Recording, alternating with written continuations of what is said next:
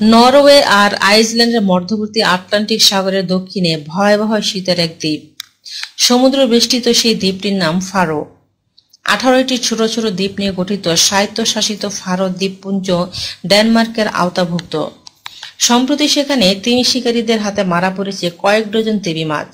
ছুরির আঘাতে তিমির শরীর থেকে ছিটকে বেরোনো লাল রক্তে লাল হয়ে গেছে সাগরের পানি।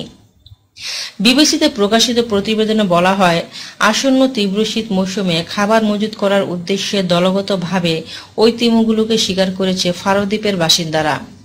এমনকি দ্বীপের বাচ্চারা পর্যন্ত অংশ নিয়েছে দলগত ওই তিমি শিকারে।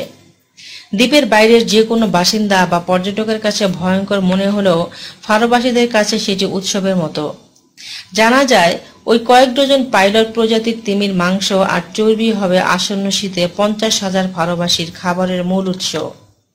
সম্প্রতি ক্যামব্রিজ বিশ্ববিদ্যালয়ের ছাত্র অ্যালেস্টার ওয়ার্ড, যার বয়স 22 বছর, সান্তামা উগে উপসাগরে দলগতভাবে হোয়েল ড্রাইভিং নামে ওই তিমি শিকারের বেশ কিছু আলোকচিত্র প্রকাশ করেছেন। তার বরাত দিয়ে বিবিসি জানিয়েছে, শতাব্দীর পর শতাব্দী ধরে ফারো দ্বীপপুঞ্জের বাসিন্দারা বাৎসরিক এই তিমি শিকার উৎসব পালন করে আসছে। উপসাগরে এত তিমি দেখে প্রথমে আশ্চর্য হয়ে যান আলোকচিত্রী ওয়ার্ড।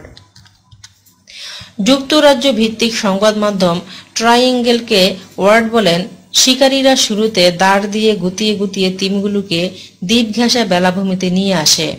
যখনই তারা কাছাকাছি চলে আসে, দ্বীপবাসী দৌড়ে নেমে যায় আর তিমিগুলোকে ধারালো অস্ত্র দিয়ে কোপাতে থাকে। এমনকি বাচ্চারাও যুক্ত হয় ওই কাজে। দড়ি ধরে টানে, তিমির মরদেহগুলোর উপরে উঠে লাফালাফি করে। ফারোর চারপাশে পাইলট প্রজাতির তিমি পর্যাপ্ত সংখ্যক আছে বলে জানান দ্বীপের বাসিন্দারা। সেগুলোর সংখ্যা প্রায় 1 লাখ হবে, আর তারা বছরে প্রায় 800 তিমি শিকার করে। শিকার দেখার অভিজ্ঞতা প্রসঙ্গে ওয়ার্ড বলেন, আমরা নির্বাক আর বিষণ্ণ হয়ে বসেছিলাম, শুধু এছাড়া আর কিছু করার ছিল না। ফারোবাসী তিমি শিকারের ব্যাপারটাকে সবার জন্য অংশগ্রহণমূলক বলে মনে করেন। খাবারের প্রয়োজনে ওই তিমি শিকার জাতীয় আইনে অনুমোদিত বলে জানা যায়।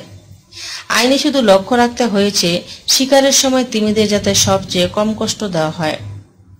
যদিও তিমিগুলোকে হত্যা করার পদ্ধতিটি দেখে উদ্বিগ্ন হয়ে অ্যাওয়ার্ড বলেন, শিকারের সময় তিমিগুলোর আহাজারি ছিল বিভীষিকাময়।